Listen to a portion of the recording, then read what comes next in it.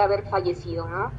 Sobre todo en muertes que consideramos como súbitas, ya sea un accidente, un infarto o el propio suicidio. Entonces, en estos motivos, ¿no? Se le mantiene al individuo vivo de alguna forma. Esto va a ocasionar generalmente algunos procesos disfuncionales en la familia, ¿no?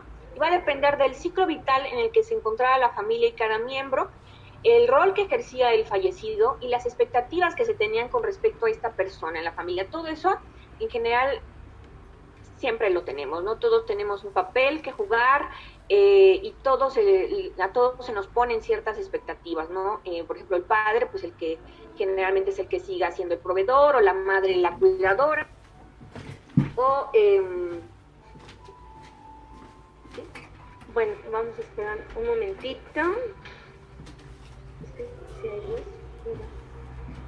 Les ofrecemos una disculpa nuevamente, estamos teniendo problemas aquí en el instituto con la luz, se está yendo, ya fueron a checar ese problema, pero por favor confírmenos nuevamente si nos están escuchando para continuar con la sesión.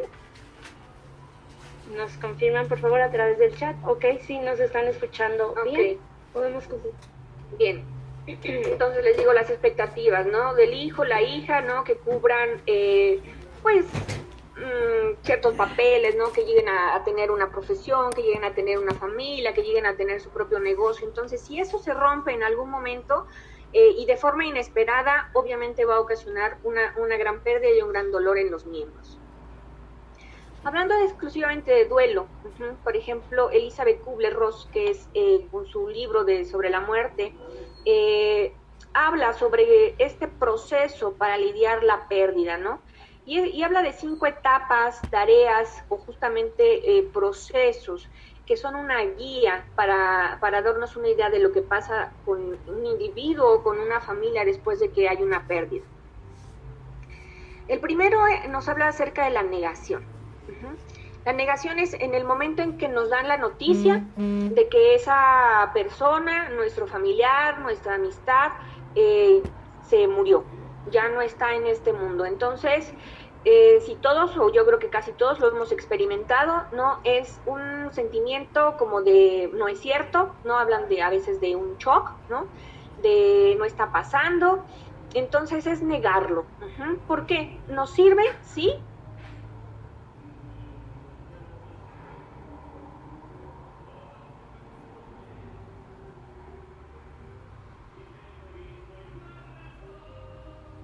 Estar en de negar.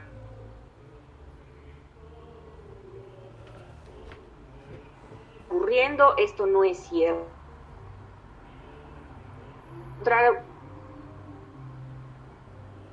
Hay enojo, el enojo es el que va a estar lidiando nuestra vida, ¿no? Es igual, o sea, ¿por qué nos sucedió?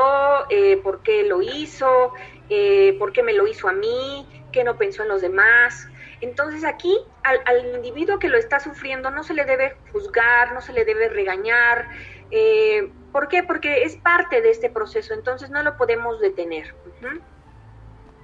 La otra etapa es la negociación. Aquí incluso se busca como si creemos en un ser superior, en un Dios, en la naturaleza, en un destino, no es como intentar hacer justamente un acuerdo para que esa incluso estar todo el tiempo como añorando la vida que se tenía antes de que esa persona falleciera, ¿no? O incluso fantasear qué hubiera pasado si no hubiera muerto.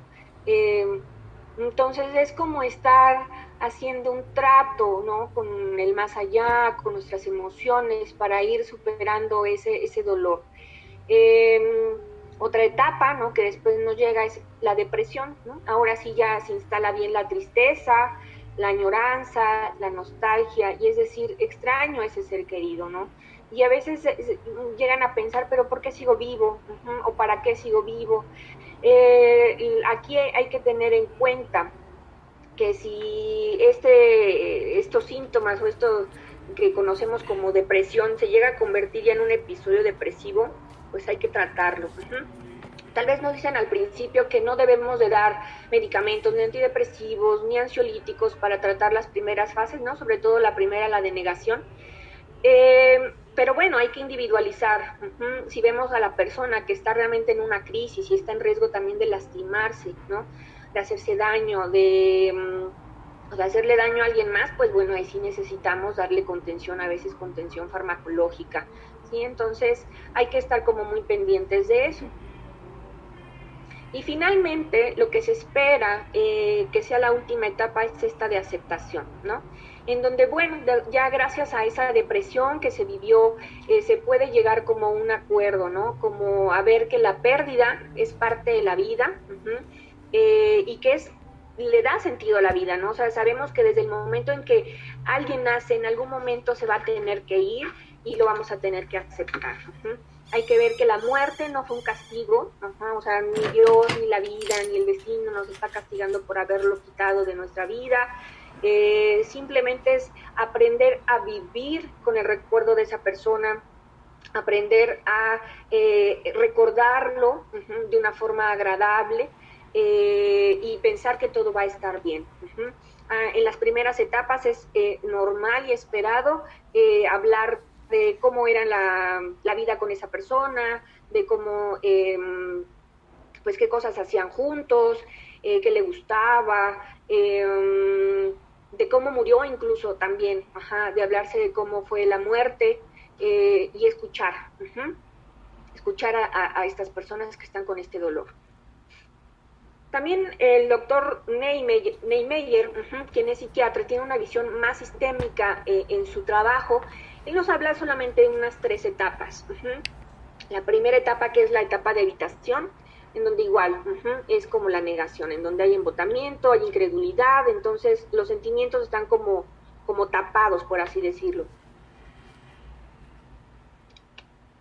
Después ya viene la parte de asimilación, ¿no? Entonces esto es como tener un entendimiento de forma intelectual y emocional de lo que es la pérdida, si estamos entendiendo el por qué se pudo haber ido, el verlo como que, les digo, no fue un castigo, como que no fue una venganza, porque a veces también lo ven como es que fue una venganza, estaba enojado y entonces por eso se fue, o la culpa, que vamos a hablar un poco más de estas emociones, y al final igual habla de una acomodación, ¿no? Es ya aceptar que ese otro ya no va a volver y entonces se tiene que reorganizar la vida y la familia, tiene que haber un ajuste, porque como entendemos, la familia es un sistema, entonces si se pierde una parte, un engrane de ese sistema, obviamente es una etapa de crisis y se tiene que volver a acomodar la familia. Entonces, el duelo, hablando de familia, el duelo familiar, se va a resolver hasta que cada uno de los miembros consigue resolverlo. Si alguno de ellos no lo consigue, obviamente va a presentar algún trastorno mental. Y ese trastorno mental va a influir en el resto de la familia. Incluso se habla, ¿no?, de si una persona está deprimida, hablamos que la familia está deprimida. ¿Por qué? Porque va a estar actuando en relación a ese individuo que está deprimido. Va a pues tener una conducta, unas emociones con respecto a. Entonces no nada más es, pues él está deprimido o él está ansioso. No, o sea, toda la familia lo está viviendo y lo está sufriendo. ¿De qué va a depender de que se lleve a cabo el duelo y se resuelva? Pues bueno, del apego que se tenía con esa persona, del tipo de muerte. Entonces si hablamos de suicidio va a ser un poco más complicado. De los recursos que tiene esa familia para afrontar las crisis, ¿no? Podemos ir en una sesión sistémica, en una sesión familiar, ir investigando cómo han resuelto otras crisis, cómo han salido adelante en otros eventos, ¿no? Porque les decimos, o sea, todas las familias pasan por crisis, o sea, no hay alguna familia en donde no tenga algún evento y en general salen. ¿Por qué? Porque tienen esa capacidad, esa flexibilidad. Pero cuando ya requieren la ayuda de un terapeuta familiar, de un terapeuta individual, es porque están atorados en esa crisis y hay que sacarlos de ese atorón, digamos. Entonces, si el duelo se ha prolongado, el duelo llamamos patológico, podemos hablar de 3 tipos de duelo, ¿no? Por ejemplo, el duelo retardado, es decir, se estuvo tanto en esta fase de negación, ¿no? Como de embotamiento, y entonces se hizo como que no pasaba nada, como que no sucedió, como que a mí no me dolió, a mí no me importó, pero en algún momento dado va a aparecer. Meses o años después, ante algún evento similar o algo mínimo, y entonces aparecen ya los síntomas del duelo. El duelo inhibido, que es esto que les digo que permanece como que no pasa, como que no duele, como que no está, ¿no? Pero vemos o sabemos que le puede estar doliendo a esa persona. Y el duelo prolongado, que les digo, se prolonga más allá del año. Ya hay otras síntomas, a lo mejor ya está un duelo, síntomas depresivos como tal, y estos síntomas depresivos que también en algún momento dado podemos llevar a identificar en esa otra persona el riesgo suicida, entonces hay que tenerlo en cuenta. Mencionan, es difícil prever un acto suicida, más bien es cuándo lo va a hacer, ¿no? ¿Por qué? Porque señales nos van a dar. Generalmente nos dan señales, que vengan a pedir ayuda a los hospitales, que le digan a su terapeuta, que le digan a la familia, o simplemente con verlos, ¿no? Se están aislando, o están más irritables, pero ¿cuándo lo va a hacer? A veces eso es lo complicado, ¿no? Porque muchas veces podemos decir, ok, ya lo vi en consulta, aseguró que si se le quitaban, por ejemplo, los ataques de pánico no se haría nada, le dimos el tratamiento para el ataque de pánico, como todo muy bien, y resulta que lo hizo, ¿no? Entonces, eso es lo difícil, ¿no? No hay como un detector de lo va a hacer mañana a esta hora, ¿no?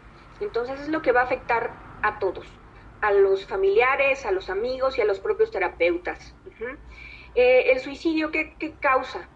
¿Qué sentimientos va a generar?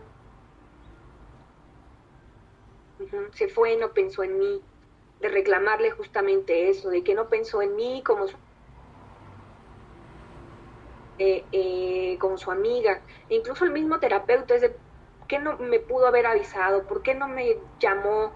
¿No? Y entonces muchas veces se queda la culpa, ¿no? ¿Qué me dijo y no escuché? ¿Qué hizo y qué no vi? ¿Qué pude haber hecho más? Si yo le hubiera insistido en que se quedara hospitalizado.